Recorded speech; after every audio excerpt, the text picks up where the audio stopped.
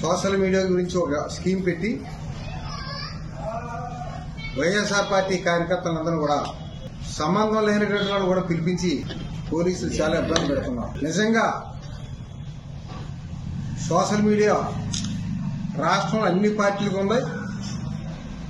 ఒకవేళ సోషల్ మీడియాలో అసభ్యకరమైన పదాలు కానీ అసభ్యకరమైన ఆరోపణ కానీ చేస్తే తప్పనిసరిగా యాక్షన్ తీసుకుంటే మనందరం సంతోషించవచ్చు. దానికి మా పార్టీ కూడా కట్టుబడి ఉంటుంది. కానీ ఆ అడ్డు పెట్టుకుని అధికారంలో ఉన్నటువంటి తెలుగుదేశం పార్టీ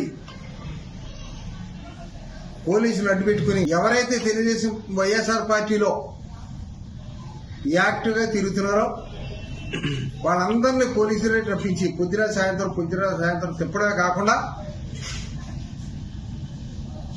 చాలా అన్యాయం కేసులు పెడుతున్నారు రాష్ట్రం మొత్తం.